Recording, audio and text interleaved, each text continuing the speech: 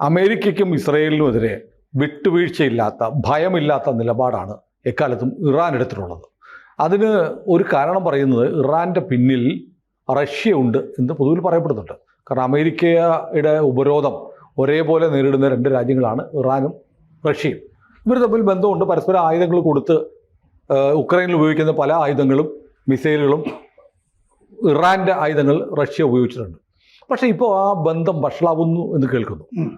അങ്ങനെ വരുമ്പോൾ India, Russia, China, Iran, Brazil എന്നൊക്കെ പറയുന്ന ബ്രിക്സ് പോലും തോറ്റുപോകുമോ? അല്ല, ബ്രിക്സ് തോൽക്കൊന്നുമില്ല. പക്ഷേ ഇറാൻ ഒരു പ്രധാനപ്പെട്ട രാജ്യമല്ല. ആ ചോദ്യം ചോദിച്ചാൽ നന്നായി. എന്താണെന്ന് വെച്ചാൽ ബ്രിക്സ് പൊളിക്കണം എന്ന് ട്രംപിന് വലിയ ആഗ്രഹമുള്ളത് കൊണ്ടാണ് ചൈനയ്ക്ക് ചില ഇളവുകൾ ചെയ്തു കൊടുക്കാം എന്ന് ഉള്ള ഒരു നയത്തിലേക്ക് വരുന്നത്. ചൈന ഈ പകരം തീരുവ മരവിപ്പിച്ചിട്ടുണ്ടല്ലോ ഇന്നലെ അമേരിക്കക്ക് ഉള്ള. പക്ഷേ ഇന്നലെ ചിപ്പ് കയറ്റുമതി തടഞ്ഞിട്ടുണ്ട് ചൈനയ്ക്ക്. അത് തടഞ്ഞിട്ടുമുണ്ട്. അപ്പോൾ ഈ പൊളിക്കാൻ ശ്രമിക്കുക എന്നാണ് ഞാൻ പറയുന്നത്. കാരണം ചൈനയ്ക്ക് ചൈനയുടേതായ നിലപാടുകളും ഒക്കെ ഉണ്ട്, റഷ്യക്ക് റഷ്യയുടെ ഉണ്ട്. ഇത് കുറച്ചു മുമ്പ് പറഞ്ഞില്ലേ, യുക്രൈന് എതിരെ ഉപയോഗിച്ച ഇറാന്റെ ആണെന്ന്. അതിലാണ് ഒരു പ്രശ്നം രണ്ടുപേരും തമ്മിൽ ഇപ്പോ രൂക്ഷമായിരിക്കും. എന്താന്ന് വെച്ചാൽ ഷഹീദ് 136 എന്ന് പറഞ്ഞ ഡ്രോൺ ഈ ഇറാൻ നിർമ്മിച്ചതാണ്. ഡ്യൂപ്ലിക്കേറ്റ് കേസ് അല്ലേ? ആ ഡ്രോൺ ധാരാളം മറ്റേ റഷ്യക്ക് കൊടുക്കുകയും റഷ്യ ഉക്രൈനിൽ ഉപയോഗിക്കുകയും ചെയ്തു. ഇത് സംയുക്ത ഉൽപാദനത്തിന് ആകാം എന്നൊക്കെ പറഞ്ഞിരുന്നു. ഇപ്പൊ റഷ്യ എന്ത് ചെയ്തു എന്ന് വെച്ച് കഴിഞ്ഞാൽ 2023 കരാർ ഒപ്പിട്ടിരുന്നു ഇതിന്. പിന്നീട് ഉൽപ്പാദിപ്പിക്കാം, സംയുക്തമായിട്ട് വിൽക്കാം എന്നൊക്കെ. ആ കരാർ ലംഘിച്ചിട്ട് റഷ്യ ഇപ്പോ തന്നെ ഈ സാധനം എടുത്ത് വെച്ചിട്ട് തന്നെ അവിടെ ഉണ്ടാക്കുകയാണ്. അലബായ എന്ന് പറഞ്ഞ സ്ഥലത്തെ ഫാക്ടറിയിൽ ഇത് ഉണ്ടാക്കിക്കൊണ്ടിരിക്കുന്നു. $1.75 ബില്യൺ കരാറാണ് 2023 ഇറാനും റഷ്യയും കൂടി ഒപ്പുവെച്ചത്. 15,326 കോടി രൂപ നമ്മുടെ കറൻസിക്ക്. ഇപ്പൊ 2 വർഷം കഴിഞ്ഞ് ഇപ്പൊ എന്താ സംഭവിക്കുന്നതെന്ന് വെച്ചാൽ ഈ ഷഹീദ് 136 എന്ന് പറഞ്ഞ ഡ്രോണിന്റെ പരിഷ്കരിച്ച പതിപ്പ് റഷ്യ ഉണ്ടാക്കിക്കൊണ്ടിരിക്കുകയാണ്. ഇറാന്റെ കയ്യിലുള്ളതിനേക്കാളും മികച്ച സാധനം. ഇനിയിപ്പോ ഇറാന്റെ ആകെ കുത്തുവാള എടുത്തിരിക്കുന്നതുകൊണ്ട് ഇറാനിന് ആവശ്യം വരുമ്പോൾ റഷ്യ ഇത് തിരിച്ചങ്ങോട്ട് കയറ്റി അയക്കുന്നുള്ള അവസ്ഥയിലേക്ക് വന്നിരിക്കുകയാണ്. അപ്പൊ കുറഞ്ഞ വിലയ്ക്ക് ഇനി റഷ്യയിൽ നിന്ന് ഇത് ഇറാൻ വാങ്ങേണ്ടി വരുന്നുള്ള അവസ്ഥയിലേക്ക് പോകുന്നു. ഇത് യുക്രൈൻ യുദ്ധത്തിൽ ഷഹീദ് 136 ധാരാളം ഉപയോഗിച്ചിരുന്നു. ഇപ്പം ഇതിൻ്റെ 90% ഉൽപ്പാദനവും റഷ്യയിലാണ്. ഇത് CNN റിപ്പോർട്ട് ചെയ്തിരുന്നു. യുദ്ധത്തിനെ അനുകൂലിച്ചിട്ടും ഇറാനെ വഞ്ചിച്ചു. ഈ യുക്രൈൻ യുദ്ധത്തിൽ റഷ്യയുടെ കൂടെ നിന്നിട്ടും റഷ്യ ഇറാനെ വഞ്ചിച്ചു എന്നുള്ള ഫീലിംഗ് ഇറാനുണ്ട്. പക്ഷെ അതുകൊണ്ട് റഷ്യയായിട്ടുള്ള ബന്ധം ഉപേക്ഷിച്ചൊന്നും ഇറാന് പോകാൻ കഴിയില്ല. അതെ, അത് ഒന്ന് കെറുവിച്ചൊക്കെ ഇരിക്കുക പൂർണ്ണമായിട്ട്. പക്ഷെ വേറൊരു പ്രശ്നമുണ്ട്. ഇപ്പൊ അർമീനിയ, അസർബൈജാൻ വെടിനിർത്തലായപ്പോ അതിൻ്റെ അകത്ത് ഒരു കോറിഡോർ അമേരിക്ക പണിത് കൊടുക്കുന്നു പറഞ്ഞിട്ടുണ്ട്. അർമീനിയയുടെ അതിർത്തി വഴി, ഒരു പ്രവിശ്യ വഴിയാണ് ആ കോറിഡോർ പോവുക. കച്ചവട ഇടനാഴി. ആ കച്ചവട ഇടനാഴിയുടെ ഒരു അതിർത്തിയിൽ കിടക്കുന്നത് ഇറാനാണ്. ആ കച്ചവട ഇടനാഴി ഞങ്ങൾ സമ്മതിക്കുന്നില്ല, ഞങ്ങൾ ഈ കരാർ പൊളിക്കും എന്ന് ഇറാൻ പറഞ്ഞിട്ടുണ്ട്. ഈ അർമേനിയക്ക് പോലും ഇഷ്ടമില്ലാത്തൊരു ഇടനാഴിയാണ് ഈ കച്ചവട ഇടനാഴി. അത് അസർബൈജാനിൻ്റെ ഭാഗമായിരുന്ന ഒരു സ്ഥലത്തേക്കുള്ള സ്വയംഭരണ പ്രദേശമായി അത്. ആ സ്വയംഭരണ പ്രദേശത്തേക്ക് പോകുന്ന കച്ചവട ഇടനാഴിയാണത്. അപ്പൊ തുർക്കിക്ക് ഒരു അതിർത്തിയിൽ തുർക്കിയുണ്ട്, ഒരു അതിർത്തിയിൽ ഇറാനുണ്ട്. തുർക്കി സാമ്രാജ്യമായിരുന്ന കാലത്തെ മറ്റ് ഇസ്ലാമിക രാജ്യങ്ങളുണ്ടല്ലോ, വലിയ സാമ്രാജ്യ പ്രദേശം, അങ്ങോട്ടൊക്കെ പോകാവുന്ന കച്ചവട ഇടനാഴിയാണ് ഇത്. അപ്പൊ തുർക്കിക്ക് അതിന്റെ എക്സ്പാൻഷനിസം, അതിന് കൂടുതൽ സൗകര്യം അമേരിക്ക ചെയ്തു കൊടുക്കുന്ന ഒരു ഇടനാഴി. അമേരിക്കയാണ് ഇത് പണിത് കൊടുക്കുക എന്ന് പറഞ്ഞിട്ടുണ്ട്. ഇത് ഞങ്ങളെ പൊറുപ്പിക്കില്ല എന്ന് ഇറാൻ പറഞ്ഞിട്ടുണ്ട്. അപ്പോൾ ഇറാൻ ഒരു വാചകം കൂടി പറഞ്ഞു, ഈ കാര്യത്തിൽ റഷ്യ ഞങ്ങളുടെ കൂടെ നിന്നില്ലെങ്കിലും ഞങ്ങൾ ഈ കരാറ് പൊളിക്കും, ഈ കച്ചവട നാഴി സമ്മതിക്കില്ല എന്ന് വെലായത്തി, ഇയാളുടെ വലങ്കൈ ഗമനയുടെ ഉപദേഷ്ടാവ് പറഞ്ഞു. അവിടെയും എന്തിന് റഷ്യ ഞങ്ങളുടെ കൂടെ അല്ല, നിന്നില്ലെങ്കിൽ അതിനൊരു കാരണമുണ്ട്.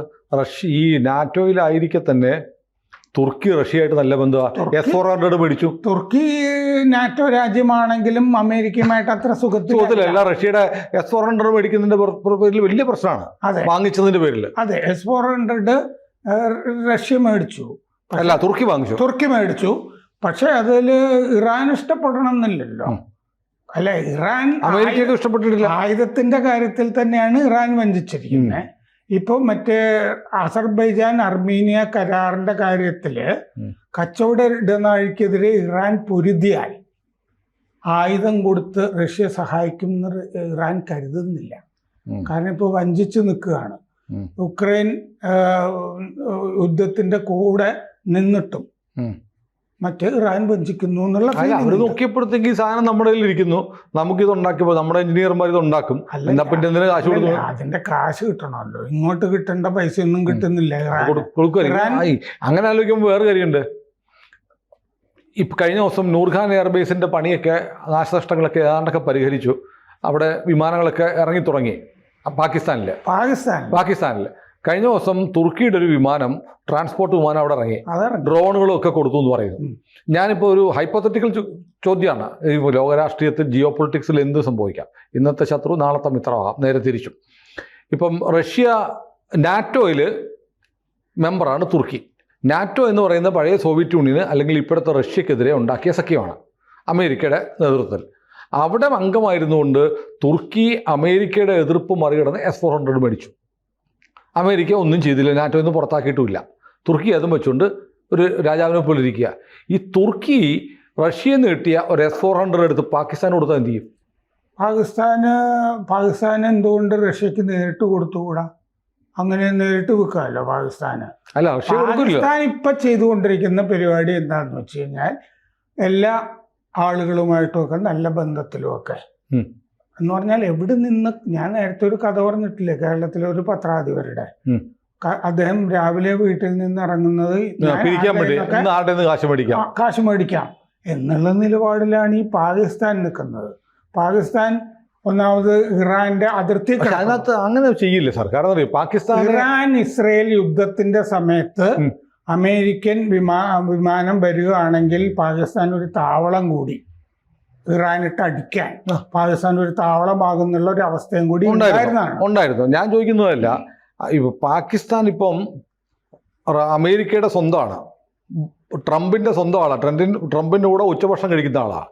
ആ ബന്ധം നിലനിൽക്കെ S-400 പാകിസ്ഥാൻ മേടിച്ചാൽ ട്രംപ് സമ്മതിക്കത്തില്ല. ട്രംപ് അങ്ങനെ എന്താ പറയുക, വലിയ അമേരിക്കയുടെ ദേശീയ നയം നോക്കിയാണ് പെരുമാറുന്നതെന്നും എനിക്ക് തോന്നുന്നു.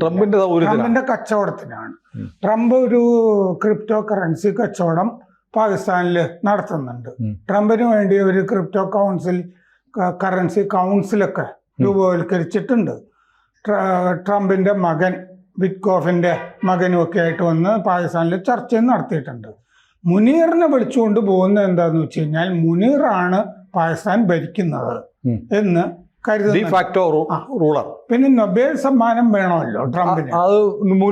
അയാള് പല ആളുകളെയും ശത്രുക്കളെ നിലനിർത്തിയിട്ട് അസർബൈജാൻ, അർമീനിയ ഇങ്ങനെ പടം എടുക്കുന്നുണ്ട് ട്രംപ്. അങ്ങനെ മുനീറിനെയും മോദിയെയും ഒരുമിച്ച് പടം എടുക്കാമെന്ന് വിചാരിച്ചിരുന്നാണ്. മോദി സമ്മതിച്ചില്ല. അപ്പൊ മോദിയുടെ അടുത്താണ് ഈ കച്ചവടം ഒന്നും ട്രംപിന്റെ കച്ചവടം നടക്കാത്തത്. കാരണം മോദിക്ക് ചില്ലറയുടെ ആവശ്യമില്ലല്ലോ. അപ്പൊ അതുകൊണ്ട് ഈ പാകിസ്ഥാനെ വെച്ചിട്ട് നമുക്ക് ജിയോ പൊളിറ്റിക്സും ആഗോള രാഷ്ട്രീയവും പറയുന്നത് വെറുതെ. അതിങ്ങനെ പിച്ച ആരുടെ കൂടെ പോകും, ഏത് തരത്തിലും പെരുമാറാൻ സാധ്യതയുള്ള. അല്ലെങ്കിൽ മുനീർ ഇപ്പോ മറ്റേ കോട്ടിട്ട ബിൻ ലാദനാണ് എന്ന് പഴയ പെന്റഗൺ ഓഫീസർ പറഞ്ഞിട്ടുണ്ട് മുനീറിനെ പറ്റി. മുനീർ ഇന്ത്യക്കെതിരെ അല്ലെങ്കിൽ ലോകരാജ്യങ്ങൾക്കെതിരെ, പകുതി ലോകരാജ്യങ്ങൾക്കെതിരെ ആണല്ലോ അണുബോംബിടുന്നു. അത് സെൻകോമിന്റെ മീറ്റിംഗിൽ പോയിരുന്നു പറഞ്ഞു. അത് അവിടെ പറയിപ്പിക്കാൻ പാടില്ലായിരുന്നു. ഇപ്പോ ട്രംപ് കൈയാളുന്ന രാഷ്ട്രീയം ശരിയല്ല എന്നാണ് ഈ പെന്റഗന്റെ ഓഫീസർ പറയുന്നത്. നമുക്ക് അദ്ദേഹത്തിന്റെ കൂടെയല്ലേ നിൽക്കാൻ പറ്റൂ. അതുകൊണ്ട് മര്യാദക്കുള്ള രാഷ്ട്രീയമോ ദേശീയ എന്താ പറയുക, താല്പര്യങ്ങളിൽ ഊന്നിയ രാഷ്ട്രീയമോ ഒന്നും ആണ് ട്രംപ് കളിക്കുന്നതെന്ന് തോന്നുന്നില്ല. പിന്നെ ബോധമുണ്ടോ എന്നുള്ള കാര്യത്തിൽ തന്നെ ഈ ചില വാചകങ്ങളൊക്കെ പൂർത്തിയാക്കുന്നില്ല ട്രംപ്. ചില വാചകങ്ങൾ പകുതിക്ക് നിർത്തിയിട്ട് വേറെ കാര്യങ്ങളൊക്കെ പോയി ആണി പോയി. അതല്ല, അത് പോട്ടെ. അപ്പോൾ നമ്മൾ പറഞ്ഞു വന്നപ്പോൾ റഷ്യ ആയിട്ടുള്ള ബന്ധം ഇറാൻ മുറിച്ചാൽ ഇറാൻ ഒറ്റയ്ക്ക് നിൽക്കുമോ അതോ വേറെ ആരുടെയെങ്കിലും കൂടെ സൗഹൃദം? ഇറാൻ എന്താണെന്ന് വെച്ചാൽ ഇസ്ലാമിക രാജ്യങ്ങളുടെ ഒക്കെ കാരണം എന്താണെന്ന് വെച്ചാൽ ഈ റഷ്യയുടെ താല്പര്യം യുക്രൈൻ കഴിഞ്ഞു കഴിഞ്ഞാൽ വേറെ താല്പര്യങ്ങളൊക്കെ ഉണ്ട്. പോളണ്ടോ വേറെ രാജ്യങ്ങളും ഒക്കെ ഇപ്പം നാറ്റോയിലെ തന്നെ പല രാജ്യങ്ങളും കൂടുതൽ ആയുധം വാങ്ങിക്കുന്നത് റഷ്യയെ പേടിച്ചിട്ടാണ്. റഷ്യക്ക് പുടിനും ഈ എക്സ്പാൻഷനിസം എന്ന് പറഞ്ഞൊരു അസുഖം. പുടിന് മറ്റേ പഴയ സോവിയറ്റ് യൂണിയനിലെ പിരിഞ്ഞുപോയ സ്റ്റേറ്റുകളെ കൂടെ ചേർക്കും, വിഴുങ്ങണം. അത് സ്റ്റാലിന്റെ കാലത്തും ലെനിന്റെ കാലത്തും ഒക്കെ പോളണ്ടിനെ ആക്രമിച്ചിട്ടുണ്ട്. പിന്നീട് അവിടെ തലയോട്ടികളുടെ മലയൊക്കെ പിന്നീട് കൂട്ടക്കൊലയുടെ തലയോട്ടികൾ ധാരാളം കിട്ടുകയൊക്കെ ചെയ്തിട്ടുണ്ട് പോളണ്ടില്. പോളണ്ടിന് വലിയ പേടിയുണ്ട് പുടിനെ ആക്രമിക്കും. അതുകൊണ്ട് ഏറ്റവും കൂടുതൽ ആയുധം വാങ്ങിക്കുന്ന നാറ്റോ രാജ്യം പോളണ്ടാണ് ഇപ്പോൾ. അപ്പൊ ഇപ്പൊ എന്താന്ന് വെച്ചാല് ഇസ്രയേൽ ഇറാൻ യുദ്ധം മുതൽ റഷ്യ ആ സമയത്തും റഷ്യ സഹായിച്ചില്ല, ആയുധം കൊടുത്തു പോലും സഹായിച്ചില്ല. ആകെ ഒരു പ്രസ്താവനയിൽ അപലപിക്കുക മാത്രമാണ്. പുടിൻ അടുത്ത് ഉക്രൈൻ ചാമ്പിക്കൊണ്ടിരിക്കുകയല്ലേ.